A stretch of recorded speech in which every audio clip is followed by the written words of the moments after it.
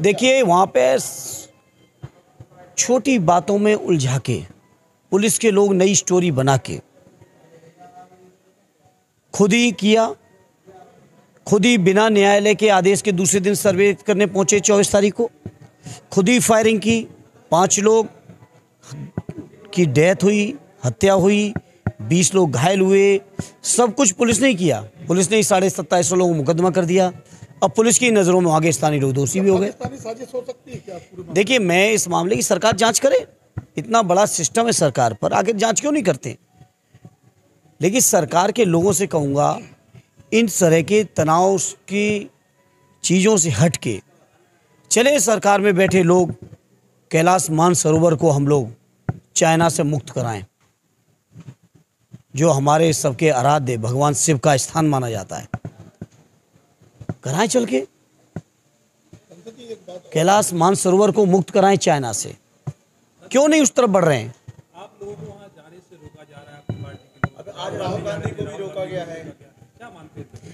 देखिए, संवेदनहीन लोग इस सरकार में बैठे, पहले लोगों को इतना दर्द दिया, उन लोगों के दर्द को जानने के लिए, समझने के लिए, उनके दर्द को बांटने के लिए अगर राजनीतिक दल के लोग जाते हैं। अभी 2-3 दिन पहले हमारा पूरी की पूरी पार्टी का डेलीगेशन, जिसमें दोनों लीडर ऑपोजिशन, पार्टी के प्रदेश अध्यक्ष, हमारे कम से कम आधा दर्जन सांसद, कई माननीय विधायक, सबका डेलीगेशन जा रहा था। लेकिन जो जहां भी था मौजूद, उनके घरों में ही नज़रबंद कर दिया गया। तो प्रशासन के लोग तो ऐसे हैं, दर्द भी देंगे और दर्द को कहने भी नहीं देंगे। आज राहुल गांधी को भी रोक दिया गया। तो उसी परंपरा में जहाँ समाजवादी रोके गए, राहुल जी रोके गए। रामगोपाल जी तो बोल रहे हैं कि सड़क पर तो कांग्रेस दिख रही है, लेकिन संसद में मुद्दा नहीं उठाते हैं। नहीं, ये सच है, संसद में उनका कुछ और प्राथमिकता थी कांग्रेस की। लगातार समाजवादी लोग अकेले संबल के मुद्दे पर लड़ रहे थे, कांग्रेस के लोग अडानी जी के मुद्दे पर अलग से वो फाइट कर रहे थे। संबल को उन्होंने प्राथमिकता नहीं दी, ये सच है। हालांकि सड़कों पर राहुल जी आए हैं, ये अलग बात है। कांग्रेस क्यों नहीं दे रही है संबल? अब ये तो कांग्रेस के लोगों से पूछे कि हम कैसे बता सकते, हम कैसे बता सकते हैं। संबल मुद्दे पर जोड़ी बिखर रही है क्या? जोड़ी बिखरने का सवाल नहीं, आप लोग केवल इसी निगाह में लगे हुए हैं और पता नहीं अपने स्वविवेक से लगे हैं या किसी के इशारे पे लगे हैं, तो आप लोग जाने। इंडिया गठबंधन मजबूत है अपनी जगह, इंडिया गठबंधन कहीं से कोई कमज़ोर होने वाला नहीं है। लेकिन हाँ, जो सच है, ऑलरेडी चाचा जी ने कहा, वो अलग बात है, सच है। संभल को लेकर के उत्तर प्रदेश में बड़ी सियासत हो रही, बड़ी घटना हुई है, क्या कहेंगे? देखिए, सियासत का सवाल नहीं है, सवाल ये ऐसी दुर्भाग्यपूर्ण घटना होनी नहीं चाहिए। जब देश में पूजा स्थल अधिनियम 1991 आ गया, तो मैं समझता हूँ इस तरह की किसी भी नई चीज़ को, तनाव को, विवाद को छेड़ने की आवश्यकता नहीं है। लेकिन ये वो सरफिरे लोग हैं जिनके पास कोई मौका नहीं, कोई मुद्दा नहीं है, कोई सकारात्मक सोच नहीं है। देश की जनता के लिए, प्रदेश की जनता के लिए कोई स्कीम, योजना ऐसी नहीं जिसके आधार पर वो जनता के बीच जा सके।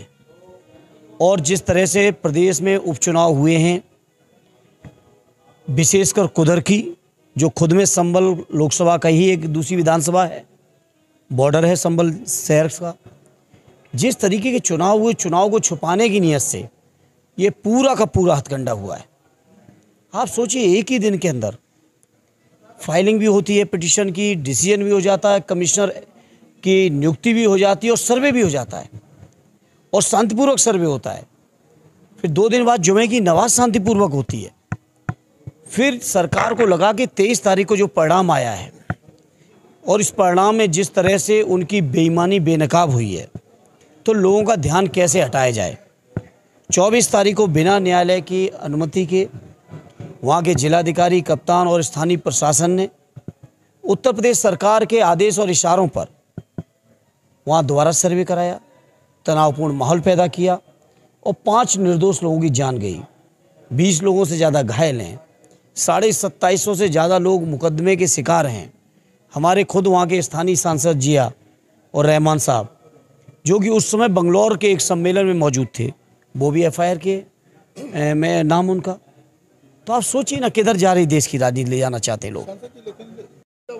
आम आदमी पार्टी अकेले कह रहे हैं कि हम रीजनल मतलब नहीं है, राष्ट्रीय हमारा गठबंधन है, तो क्या यूपी में भी इस तरीके का? देखिए, अब ये दिल्ली में चूँकि हम लोग इन्वॉल्व नहीं है ज़्यादा, तो वहाँ के आम आदमी पार्टी के लोग जाने और कांग्रेस पार्टी के लोग जाने, जैसे इसके बारे में हम नहीं कह सकते। जैसे अजमेर शरीफ में, बदायूं में भी शिवलिंग खोजा जाने लगा, और आगरा में भी। मैं कह रहा हूँ बीजेपी के वाले लोगों से कि सब छोड़ो, चलो भगवान शिव का जो स्थान है पहले उसको मुक्त कराओ।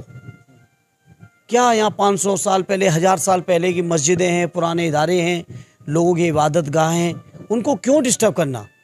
चलो पूरे देश के लोगों को लेके चलो ना, पहले कैलाश मानसरोवर को हम लोग मुक्त कराएं, कैलाश पर्वत को मुक्त कराएं। बीजेपी के लोग आगे चले, हम लोग भी पीछे चलेंगे। टीएमसी सांसद हैं कल्याण बनर्जी, उनका ये कहना है कि जहाँ पे नमाज पढ़ी जाती है वो वक्फ संपत्ति होगी, जहाँ पे भी हो जाए नमाज, तो उनका कहाँ तक उचित मान। देखिए, मैं उनका बयान नहीं सुना हूँ, तो केवल आपके कहने से मैं उनके बारे में कोई प्रतिक्रिया मैं कैसे दे दूँ, क्योंकि मैंने बयान नहीं सुना, इसलिए मैं कुछ भी कहने की पोजीशन में। किसान सड़कों पर है, लगातार उसकी सुनवाई नहीं हो रही है, राष्ट्रपति उपराष्ट्रपति ने भी संज्ञान लिया है, कृषि मंत्री को फटकार लगाई है, क्या कहें? देखिए, किसान के बारे में लगातार झूठ बोला गया है। याद करिए 2013-14 के वो भाषण चुनाव के समय के, किसानों की आमदनी दूनी करने की बात की गई थी। याद करिए उन बातों को जिसमें स्वामीनाथन साहब की जो सिफारिशें हैं, C2 को 1.5% 1.5 गुना करके घोषित करने का, किसानों की आमदनी लागत जिसमें C2 भी शामिल है, किसानों के परिवार के लोगों की मेहनत, उनके जानवरों की मेहनत, सारी चीज़ें जोड़ने के बाद जो फार्मूला बनाया था स्वामीनाथन जी ने, उस फार्मूले से 1.5 गुना समर्थन मूल्य का वादा किया और सिफारिश की है। उनकी उसी सिफारिश को बेहतर मानते हुए भारत सरकार ने उन्हें सर्वोच्च सम्मान भी दिया है। मैंने सदन में भी इस बात को कहा था कि सम्मान देना तब तक अधूरा है जब तक उनकी कही हुई बातों को न माना जाए। आखिर स्वामीनाथन जी की सिफारिशें आज तक क्यों नहीं मानी गई? अच्छी बात है, महामहिम उपराष्ट्रपति महोदय का भी विवेक जागा, कम से कम उन्हीं की शर्म कर लें सरकार में बैठे लोग। और महामहिम राष्ट्रपति जी से मैं अनुरोध करूंगा, उपराष्ट्रपति जी से, कि वो सदन में डायरेक्शन दें, जो हक है उनको चेयर पे बैठ के इस बात का डायरेक्शन उनको देना चाहिए। आजकल सनातन एकता, हिंदू एकता की बात की जा रही कि हिंदू जातिवाद तोड़ो, हिंदू बनो। ये लोग, जो लोग देश के संविधान में भरोसा नहीं रखते, हमारे देश के प्रिम्बल में क्या गया कि हमारा देश पर धर्मनिरपेक्ष होगा, पंथ निरपेक्ष होगा, समाजवादी राष्ट्र होगा, जब संविधान की प्रिम्बल और प्रस्तावना को ही नहीं मान रहे हैं और ऐसे लोगों को सुनियोजित तरीके से सरकार खुद निकाल रही है प्रचार और प्रसार में। हमें तो झांसी के लोगों ने ही बताया कि पूरी के पूरे रोड डाइवर्ट थे एक हफ्ते तक। तो आखिर सरकार नहीं सुनियोजित कर रही है? क्या सरकार ये तय करे कि संविधान में उसको भरोसा है कि नहीं है? अभी तो उत्तर प्रदेश के लोगों ने टेलर दिखाया है लोकसभा के चुनाव में। आने वाले चुनावों में संविधान की अगर धज्जियां उड़ाई जाएंगी तो जनता प्रदेश से भी और देश से भी सफाया कर देगी बीजेपी का। बाबा बागेश्वर की यात्रा पर आयोजन मानते हैं? आपको क्या लगता है? आप यहाँ के स्थानीय, आपके स्थानीय जर्नलिस्ट हैं, आपको क्या लगता है जहाँ हमारे देश के प्रिम्बल में धर्मनिरपेक्ष राष्ट्र की मान्यता और बात कही गई हो, वहाँ इस तरह की बात को कहना और कहने के बाद सुनियोजित तरीके से प्रचार करना, आप क्या मानते हो? आप बहुत बुद्धिजीवी पत्रकार हैं, आप खुद सोचिए अपने तर्क से। क्या मुस्लिम वोटों के लिए सपा और कांग्रेस में द्वंद्व छिड़ता जा रहा है?